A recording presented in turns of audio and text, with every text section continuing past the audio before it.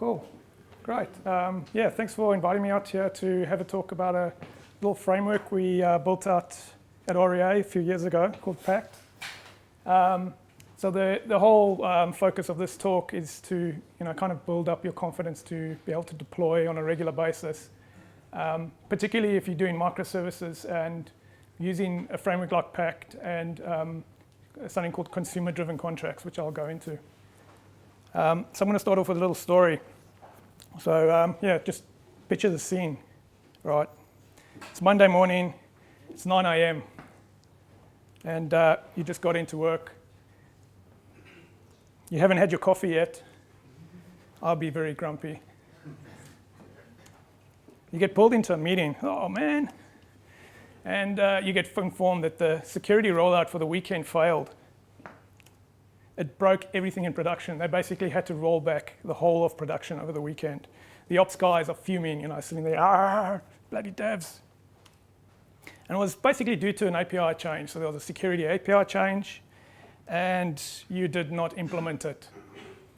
So you, okay, yeah, interesting. And when you ask about it, didn't you read the Yammer post? Of course, this is a real story, yeah, kind of. But it's kind of sort of indicative of where you get these kind of like failures. Basically in IT, I think people are quite terrible at communicating, especially when you've got different separate teams. And it's this failure of communication that causes these type of failures. As soon as you go to microservices, this is going to get worse because you've got even more things running. You've got like a lot more smaller components. You've got more integration points. You've got more places where things could fail. I was recently, I'm out at Telstra, and the first week I was there, I actually witnessed two teams. So there were two teams, front-end team, back-end team, AngularJS app. I think they're doing JBoss, some crazy idea like that. Back-end API, and they'd been developing these for about 2 months. Finally, after 2 months, they got to a point where they could actually deploy it into a UAT environment where the one could talk to the other. And the front-end devs, they went and they set it all up, and they clicked the button, and they got a 500 error. So sort of this email trail went back and forth, going, no, it doesn't work. So then the back-end devs, no, it definitely works. Fires up Postman, goes, fires a couple of requests, sees the response, see, it's working. Front end, back and forward, back and forward. So I'd look at this trail, and then I thought, oh no, it couldn't be. Yep, what had happened is obviously AngularJS app posted a JSON payload. They wanted to submit an order. They'd implemented a just normal form post handler. And of course, it tried to parse the JSON body and just blew up. 2 days for them to actually get to that point of realizing it when they were at UAT after two months of dev. So like I said, a lot of microservices. It's kind of like the way everyone's going, mainly because it's a lot easier to work with smaller units and deploy them. But of course, testing is going to get harder. How do you actually ensure that when you've got a lot more things, that your things are working well together? So basically, we've realized that the current tooling, and not only the current tooling, but the current thinking around how you test and how you get your confidence to deploy production needs to change when you start looking at microservices. So we were out at REA, must be three years ago, and we were just starting out on this microservice journey. And we had this idea, like you got your consumer and you got a provider of an API or a service. And for each of the consumer and the provider's builds, what they would do is as soon as you make a change, a build would kick off. And it would basically deploy, say it's a consumer build, would deploy their consumer to an integration test environment, and then find the production version of the provider and deploy that to the integration test environment, and then run some test. And these tests were really, really hard work to maintain these environments. And the thing is that, right, okay, there was a CAD was working, right? So the nice thing is consumer goes in, production version provider goes in. I think we were doing Selenium tests. And we could deploy to production because we kind of thought, no, we've tested this all quite all right, right? So we added a second provider, And then went out for a coffee, came back, and next thing our solution architecture looked like this. Oh, what the hell happened? So, right, how do you test this? Right, you've got so many different working parts. How do you build an integration test environment that has all of these working parts so you can test all the way through your system? We're at Telstra. They've got, I think, 4 integration test environments. They cost about $30 million each. 2 of them are used for projects. They piggyback, and the other 2 is other like prod support, and they've got another one. So the big problem is when you've got an integration test, when you need to diagnose a failure, if you get a failure, so firstly the failures are not focused exactly where the problem has occurred. You've got to use the same skills that you use to diagnose production defects to actually diagnose your integration test failures. A lot of the time there's false negatives. At REA we found, 90% of the time, it might be the environment that was wrong, maybe something was not deployed properly, something was missing.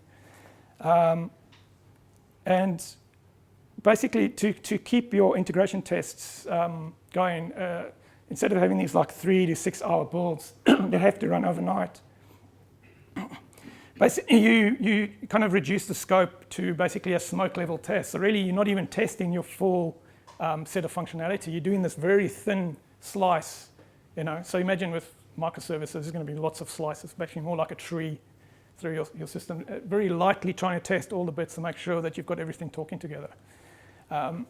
Which means that you're not covering all the paths, because path complexity is exponential. If you've got 2 paths, it's 2 things you've got to test. If you've got yet another if statement, you've now got 4, and then it goes to 8, and then goes to 16. So you've got all these paths that are not being tested. You also got, a lot of the problem is the data is the issue. So when you've got integration test failures, the data format may have changed or something like this, and you're not testing all these combinations. About the same time, when we were at REA, JB Reinsberger, he did this talk, I think it was at Yale. I don't know if anyone here went to it. And he came out with this thing, integration tests are a scam. And oh no, how can you say that? I love my integration tests. But for all of those reasons, people were using them as kind of like a safety net. We've got an integration test, so any changes we make, we will catch anything before it gets to production. But you're not getting that actual level yet. It's like a false level of confidence that you're actually getting. So what he was talking about, so we go back to the simple example. You've got a consumer and a provider of a service. He said instead of doing an integration test where you have an environment where both of these are running, why not do 2 unit tests? You kind of split it, sort of on the integration point. You have a unit test that tests one side of it, and you have a unit test that tests the other side of it. Unit tests are fast. When they fail, the failure is normally very focused. You can find exactly where the failure is quite quickly, and they're easy to run. And you don't need these big environments with databases and file systems and FTP servers and all of this to get things working. So we were thinking, okay, we can maybe use this at REA with our microservices. Now, the one problem is, right, great, so now we split it into 2 unit tests, but what's going to keep them synchronized? What's going to ensure that someone who goes into the consumer build updates the consumer test and changes something and makes maybe the JSON structure a little bit different, that it's going to be replicated in the other side? You need something that actually glues those 2 together. Sort of at the same time, when we were there, we were introduced to this idea of consumer-driven contracts. Now, the actual consumer-driven contracts, it's a blog post written by Ian Robinson from ThoughtWorks. I don't know if he's still at ThoughtWorks, but he was at the time when he wrote the blog post. And it's heavily, if you read, it's heavily about XML and the days of XML APIs and stuff like that, but the ideas are still quite relevant. And it's really a strategy for evolving a service. So by focusing on the consumer of your service, if you know all your consumers are, and you've got contracts with your consumers, you can actually start to have a plan on how we're going to involve our service, because we know who to talk to, we know what bits have to change, what teams we need to speak to. So the idea is kind of like this, so you have an API. It's probably going to be a microservice. It'll be a little service, has some API on it. What I found quite astounding is that a lot of people, even when they're in the same organization, in fact, I've had this conversation in the same team, the guy was sitting next to me, because the idea is, okay, you build the consumer, I'll build the API. So I'll build the API, I'll write the documentation, I'll give you a Swagger spec on how you'll use my API. I'm like, dude, I'm sitting right next to you. And the big problem is, like, say, they kind of take this idea of public APIs. Now, public APIs, you obviously have to work in the same way. You don't know who's going to use them. But when the guy's sitting next to you, or even if it's a different team but in the same organization, you kind of have a good idea who's going to be using your API. So the idea is with current APIs, they go, okay, I'm going to write a Swagger spec or a RAML doc or create API docs, and I'm going to actually publish this out to all the consumers, right? Which is a bit problematic, because now how do you evolve your service? How do you actually make changes? And basically you have that dialogue to say, well, look, we need to change something. A lot of the time they use versioning, but then you also end up in that same problem. Okay, we've got version 1 of our API. We've now created version 2. We want to create version 3. So how do we get all the consumers that are using version 1 to move over to version 3? It's kind of the same problem. And then, of course, you can not do that versioning and just say, okay, we're just going to follow the same process, publish our API again. And, of course, the people who don't read the Yammer post are not going to know about it. And whoops, production deploy failed. So consumer-driven contracts kind of turns it all the other way around. So all the consumers of an API or a service actually provide a contract. And what you can do that is, firstly, it's got a few benefits. You can use your contract to actually run tests in your build, so you actually know when you've made a change, you can actually go and refactor something.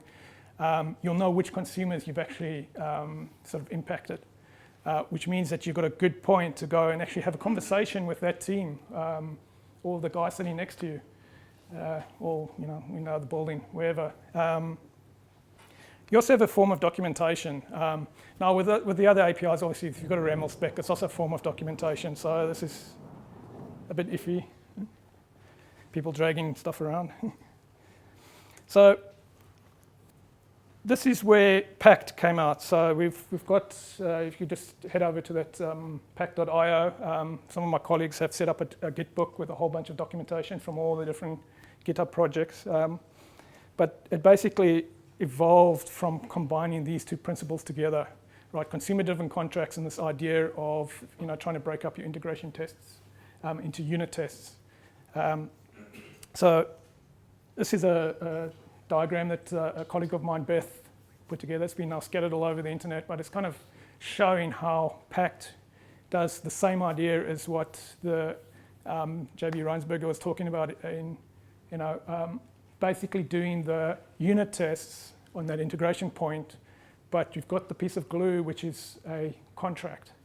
So you start with the consumer side, you create this consumer contract, you verify your consumer adheres to the contract, and that becomes an artifact, and then you can actually replay that contract against your provider and actually make sure that those two are in sync. So that's your glue. But of course, like everything, there's no silver bullets. A lot of the conversations I've had with people are being, oh, right, so you're telling us that we mustn't do integration tests anymore. Delete all our integration tests. And it's like, no, that's not what we're saying. We're just saying that we've got another tool to add to your repertoire of testing tools, right? It all comes down to your, basically your risk profile, right? Some people have a very conservative risk profile, so they're still going to have their integration tests, but hopefully you can short circuit those failures early in the build where it's actually convenient and still have then your integration tests, because there may be other teams that actually run those integration tests and maintain those environments. The only thing that we're actually trying to challenge is that safety net thinking, going, oh, I've created an integration test for this, so I'm actually safe.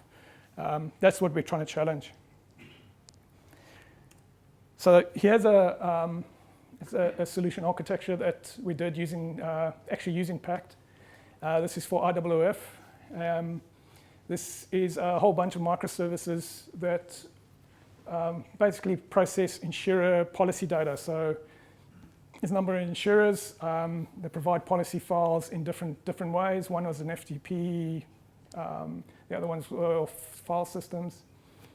We had a mixture of all different types of tech there, Clojure, Java, Groovy, all running quite well now.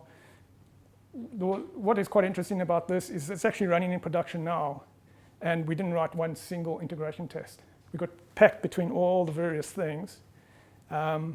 But yeah, no integration tests. And but did we get production failures? Yes, we did. We actually got a very serious production issue where I think it was you get the policy and the payment request files that come into RWF, who, if you don't know, are a superannuation company.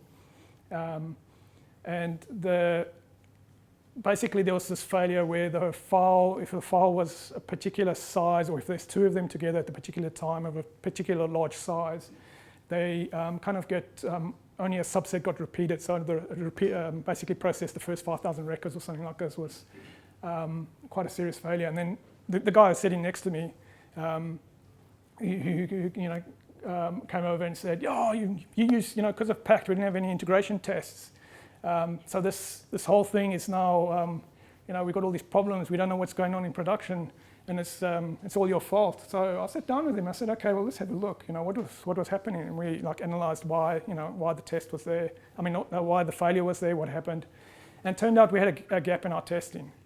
So there was a particular use case, a set of data. You have to have two files of a particular size, following one of the insurer's weird sort of business rules. And it would fail. And of course, we didn't have that as a set of tests. And he even then acknowledged, look, even if we had done integration tests, if you've got a gap in your testing, you've got a gap in your testing. Right? So having an integration test across this whole system wouldn't have picked that up either. So the $1 million question, so how does it work? I showed you the sort of this diagram. So basically, it's 2 steps. It's actually 3, but it's kind of like there's a middle step. And you start with the consumer test. So doing the consumer-driven contracts, have to start with the consumer. You don't have to start with the consumer. You can start with the provider if you want. But we'll follow the current legislation. It says start with the consumer. And basically, what you do is you write your unit tests for your consumer in this kind of format. So basically, like given some state exists, when I receive a GET request for data with these headers, this query string, respond with a 200 OK and this particular maybe JSON body. I've used it quite a few times to kind of do tests like, say you've got a service that's providing user data. So I go, okay, given user A exists, when I do a GET request for user A, respond with the 200 OK and respond with user A's details in the body. I mean, that's fair. That's kind of normal. Then you can also with Pact do the reciprocal test to say they actually make the same request that I'm going to do. I'm just going to change the conditions. So given user A does not exist, when I receive a GET request for user A, then return a 404 not found. So you kind of build up these set of interactions that your what we call the expectations. So basically what your consumer expects how the provider to behave, and you write your tests like that. So being Melb JVM, you can read it, wow. So this is a consumer test. I've removed all it's Java code, so it's a JUnit test. So I've moved all the Java class stuff off. And it's basically got 3 parts. All right, so at the top there, in this particular case, we have a JUnit rule that says, well, this is the provider that we want to test against. So you basically give it a description, in this case, test provider, and a host and a port. Well, the host is what it binds to, but basically the port number. What the Pact actually does is when that test runs, it's actually going to start a mock server up, which is going to pretend to be that provider on that port. The second part of the test is now setting up what your expectations are. So they're, like I said, they're kind of given upon receiving, will respond with format. And you can have as many as you require. In this particular example, obviously, it's saying there's a GET request and it returns with a JSON a response, and we're also going to do an options request to a different path, but no body, because option requests only really return headers. Once you set all that up, you then just do normal JUnit tests. So you've got a normal test annotation, you add a Pact verification annotation on it. When that test runs, the Pact library, what we'll do is actually we'll then go take all those interactions that you've specified, your expectations, starts up a mock server, gives it those and the mock server then pretends to be that provider following those interactions. You then do a real sort of a test where you actually use your consumer client code, whatever bit of code that you do that does the real requests out to the other service. It'll obviously be hitting the mock server. What the mock server is going to do, it's going to check that firstly all the requests that come through match what your expectations are, so that it matches. If you said that headers are important, it'll make sure that the headers match, make sure that the bodies match, make sure the statuses and all of that matches. It'll also check for any requests that it receives that you haven't expected. So if any requests are missing, then you obviously you'll be quite amazing to think that even if you've written some code to do a call to another service, that you've actually think it works in a particular way, and discover that it actually works a little bit differently. It does an options request first, because obviously with cores or something like that. And if the test passes, if everything all matches, there were no additional requests, it then writes out a Pact file. And basically the Pact file is that contract in the consumer-driven contract sense. Just to contrast it, I've also got a Groovy one. This is with Spock. It's kind of works in the same way, except using Groovy, you can have a much nicer DSL. This particular example starts up something called a matcher service. It's going to run on port 1234, and it's going to get a put request. Now, we've got a whole lot of different matches built up into the library. So instead of just explicit values, you can actually have things like, for instance, here we've got regular expressions, where if it doesn't match that, the surname doesn't match a particular regular expression. If you look down at the ID, is just called an identifier, so that will actually do a type-based match. So it doesn't matter what number, as long as it's the same type, it will pass. And then in this case, then we just respond with a 200 and another JSON body. Yeah, you'll also notice one of the things about Pact is we always have these two, when you use the matches, there's already two things, how to match it and how to generate the example. And that example is quite important. And then finally, the when side, where you actually do the real requests. In this case, it's just a test for the library. So I'm just using the normal Groovy REST client, but you'll use your normal, your actual client code to make that actually executes the request to the provider. And then I do a put request with actual JSON body, and I can assert the response comes back. So the mock server will actually return the response from the expectation. And then once all of that runs, at the end, it's got some weird Scala speak, because most of it's written in Scala, that to check that everything was verified correctly. And the same thing, Pact file gets written out once the test passes. So step 2.5, like I said, between the two, you now publish your Pact file. So there's various ways of doing it. I've actually got a little example of what a Pact file looks like. It's just basically a JSON document that has the list of all those interactions, which are a request, response for this provider and this consumer. Various ways you can publish the Pact file. A lot of people just commit it to source code repository. You can also use like your CI build as a build artifact. I used it quite a lot for that, like Bamboo and Jenkins, where you can say, give me the Pact file for the last successful build. So you're always getting a successful builds Pact file. There's also a Pact broker, which was written by a colleague of mine, who basically it's just a repository. So it's like a RESTful web server that just for publishing packs to, and it allows versioning, so you can version, you get your CI build, the version of your Pact can match your CI build. And you can also tag things like that's the version from production, that's the version that's in QA. So if you want to do kind of cross-testing make sure that your consumer works with the current dev version of your provider, but also against the production version. And then finally, the step 2, the verified side. So you've published your Pact file, it's sitting somewhere, maybe in a Pact broker or CI.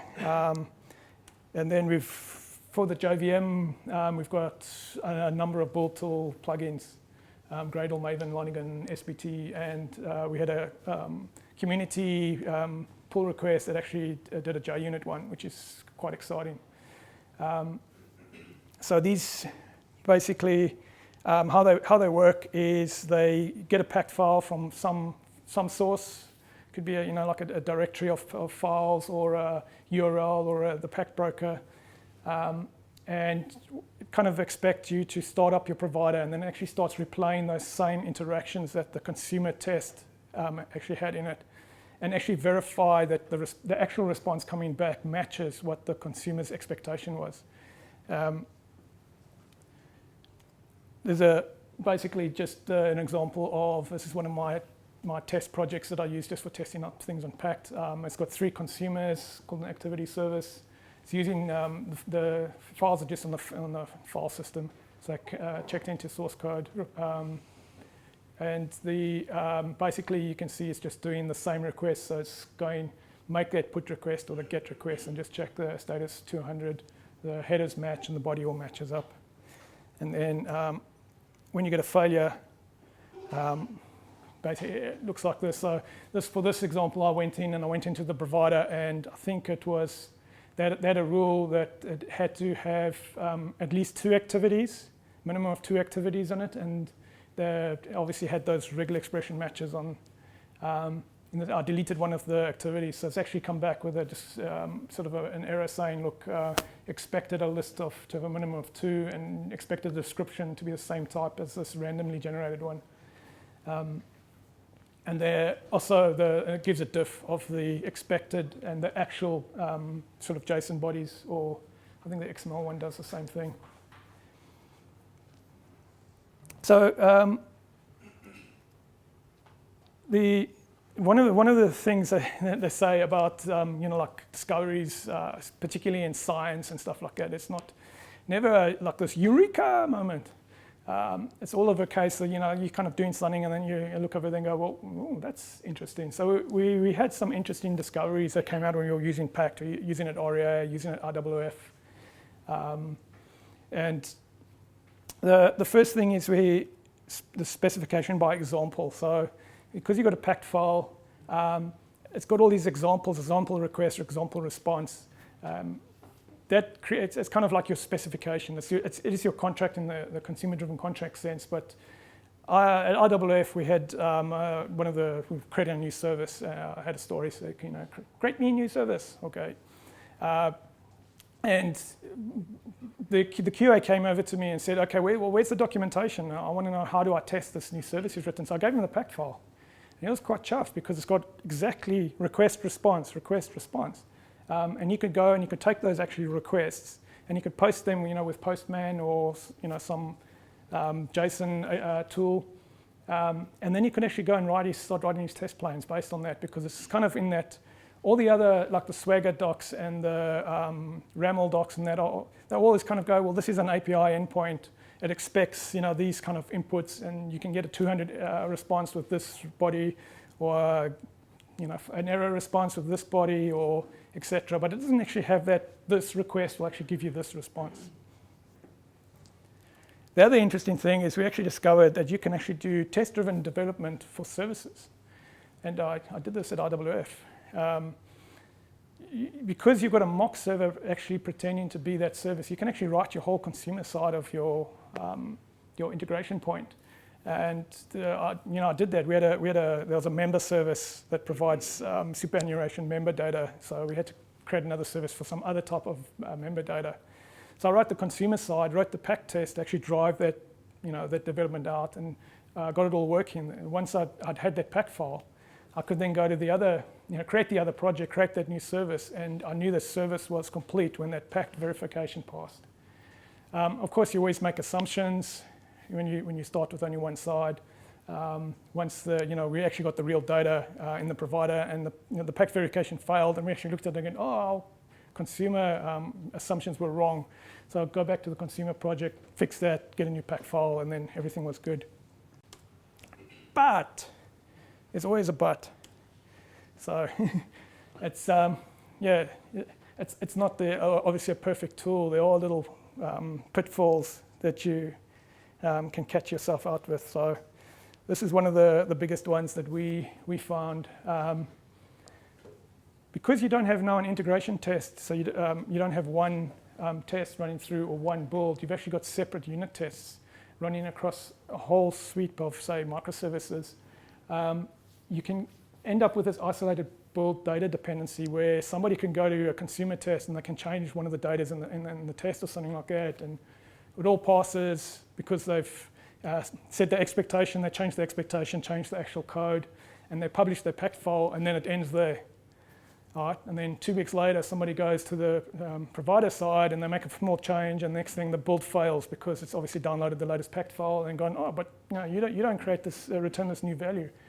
So you get this sort of like isolated failure problem. So yeah, this is the IWF solution that we did. So what we did to kind of solve that problem here is we created basically like a fixture set of data that was used across all the services. So it's a big JSON file with all the the data that corresponded. So you say, well, if user A exists, then it has the data for user A. And we basically, that allowed, it kind of worked. All the Pact tests were using that same data, so we knew when the provider actually ran and you needed the user to exist, it would take that data from and actually stick it into the database. Of course, it means that if you go to the insurer A service and you want to change the user's name in the test data, you've now got to update a fixture across all of these different services, which was, look, generally, unless you're changing your structure of your API, the Pact tests hardly ever fail, and you hardly ever update them. But in the case when you did, it was quite painful. This is another one. This one I think was slightly worse. So here's a little these are two patterns that we were using also at RWF. So the first one is kind of like the service orchestrator. It's like a microservice that basically knows how to send requests onto other services on behalf of some app, and then using sort of the backends for front ends principle, where for every front end app, in this case I think it was an AngularJS app, you create a service that gives an API specifically for that front end. It kind of worked quite nicely for us. And of course we used Pact there because I was on the project and we had to use Pact. And so we had a consumer tests for all the integration points, and we had Pacts published, so that was all well and good. Except then when I got to do the verification side, so I was using the Gradle plugin, and what the Gradle plugin expects is your provider to be running. So we were using Docker, so the build produced a Docker image. So we thought, oh, that's cool. You can just it'd be quite nice to actually take that Docker image, which is your artifact from that build, actually run it and run the Pacts against it. And you're kind of certifying that image is actually valid for what the consumer's expectations are.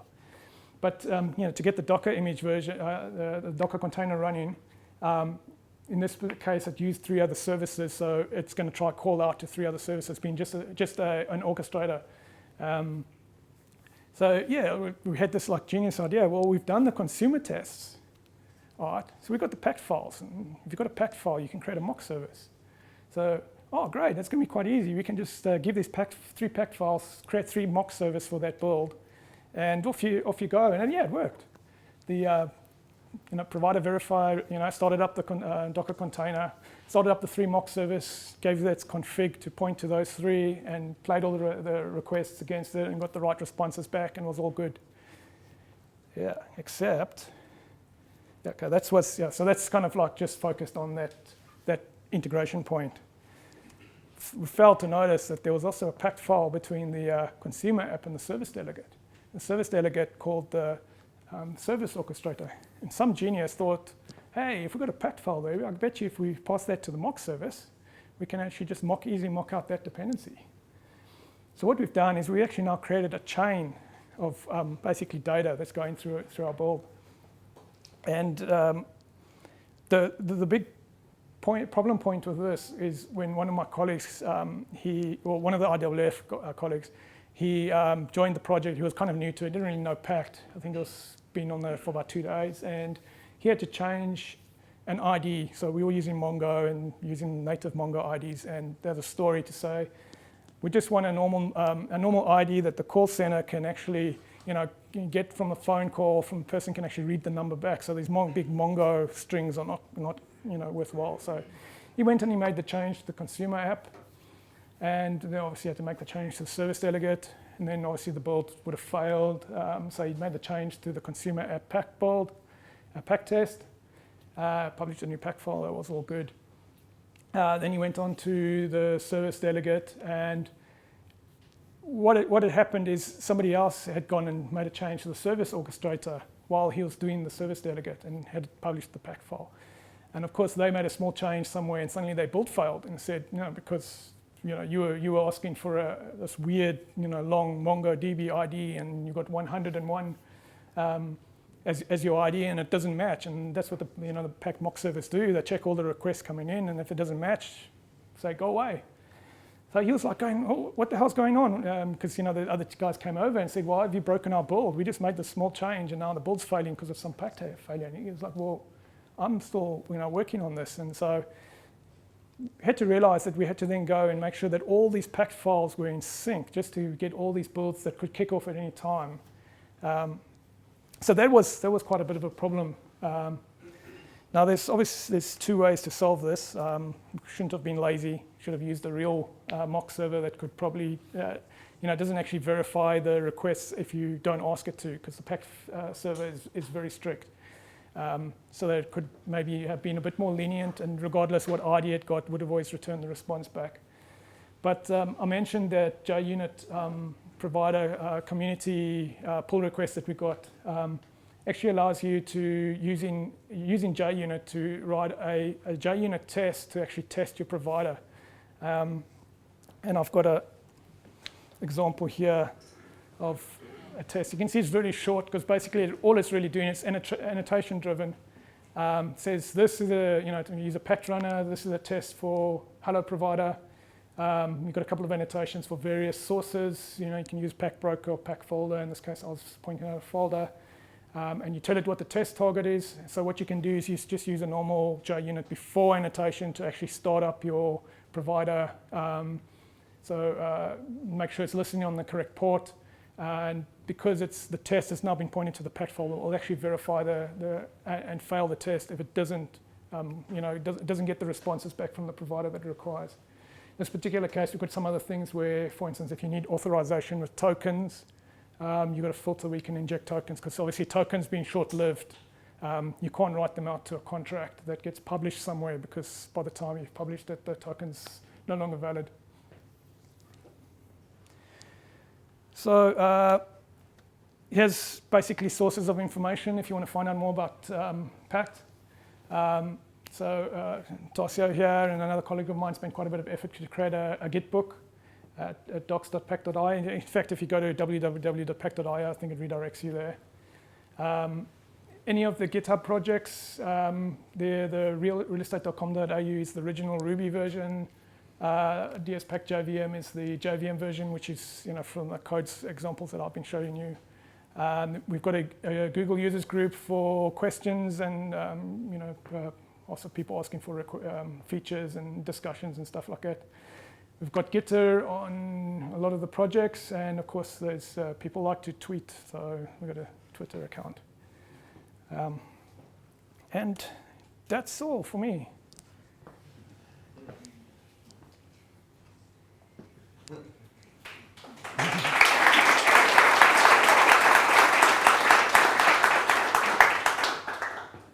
Question? Yeah, so how do you get different consumers to play well with each other's expectations with your provider? Well, so if you've got different consumers, right, so you're assuming They're going to maybe be different teams or something like this. So the first thing is it allows you to have a point of conversation. Like the first consumer, you might correspond to what they need. So another consumer comes along and says, look, well, we need something totally different. So then you can actually go and say, look, well, why didn't you two get together, discuss what you need? Or you can actually then say, well, my API or service is going to support both.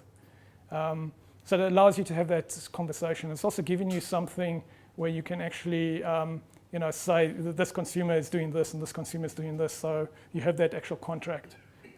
So you can go to them and say, look, it doesn't match. Sort your shit out. Yeah, generally with microservices, I find that there's only ever one consumer. I mean, it's easy to spin up another microservice, so you wouldn't have a whole bunch of consumers. You can, but you don't really necessarily have to. It probably means you need to make your service more generic for both of those two consumers. So, yeah. Actually, I've got two questions for you. Yeah. So based on your experience, what is the best approach to trigger provided tests every time that a consumer publishes a new contract? Yep. The Pact broker has webhooks to CI builds. So I think it's really, at the moment, it only supports the Bamboo. I don't think it's been used by anyone else. I haven't personally used it. But the idea there, as soon as it gets a Pact file published, it's got the hook to fire off the provider. That would be the best way. I'm a bit hesitant to use that because you can make it with microservices. If you've got a big dependency graph, you're going to do one build and it's just going to trigger up this cascading set of builds. So you might overload your CI server. Well, how have you been working with this situation? Like I said, somebody comes along and goes, yeah, this thing's been green for 2 weeks. I made a change and it's broken. Oh, yeah, it was green for 2 weeks, but that's because it didn't get the Pact file. Yeah, I haven't personally done anything fancy like that. Most of the time we publish it and then just go kick off the provider build, in the CI server. And normally the provider runs tests using the latest version of the consumers, or like you stick to a version and every time that a consumer publishes a new version, you have to tell the provider to update. So what you want to do, right? So you want to get confidence that you're going to say you're doing a change from the consumer. You can also do the change from the provider side, right? So you want to have, say, confidence that, well, I'm going to change this consumer, and if I put that into production, is that going to work? So what you want to do is when you verify your provider, you probably want to verify the current production version of the provider against the latest Pact file from that consumer, because that's what's going to be going to production. But how do you know the version that's going to production? Consumer has to tell you, I'm going to go with the version. Yeah, so it will normally be the latest. If you use the Pact broker, you can use tags. So you could have like the production version, you could tag it with, and you can actually say verify against this particular tag and against that tag. So it allows you to kind of test that. I haven't really done that. I find, because if you depend on how you build your solution, normally the case is, it's this one calling that one, so just make sure that we get the two to run. So there has to be talk between like two parts. Yes. Normally you probably want to do with microservices is you follow the ideas of like zero downtime deployments, and also with database migrations, you never subtract from anything. You only ever add, or if you're going to remove a field from a JSON body, you'll do it over a sequence of deployments. So you're actually kind of like levering both sides. I'll do it like that. Run your service build schedule as well as training. Yes. So, yeah, that's the other answer. No, I've done that. That's what we did at IWF. We got all our builds kick off overnight.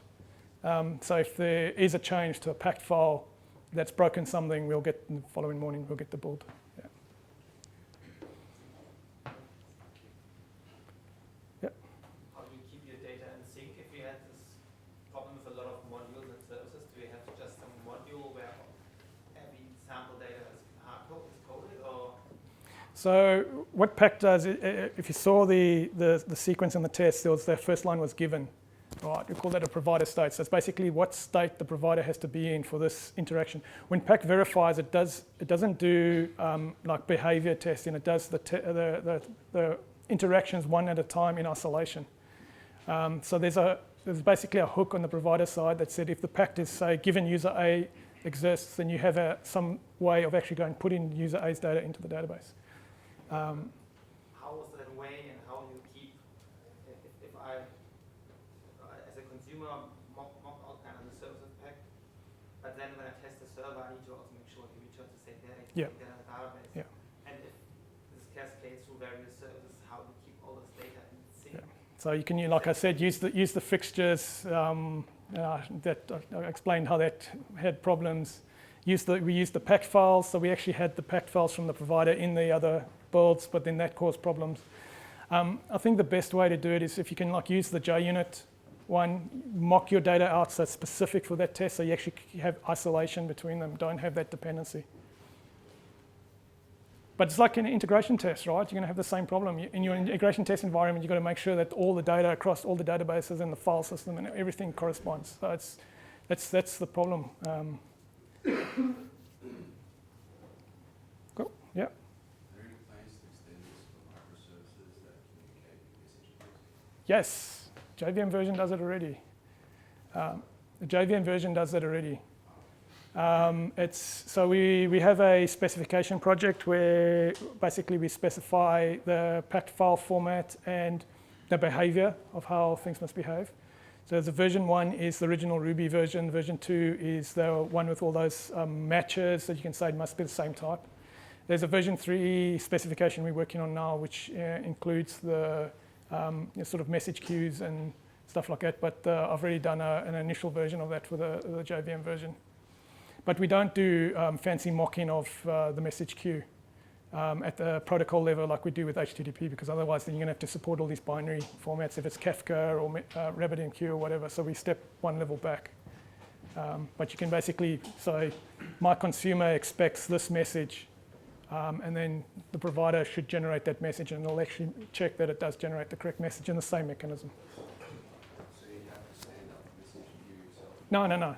It's basically it just executes your bit of code, and it feeds in the message as if it was coming off the message queue. It's at that level, so just before the code that consumes the message.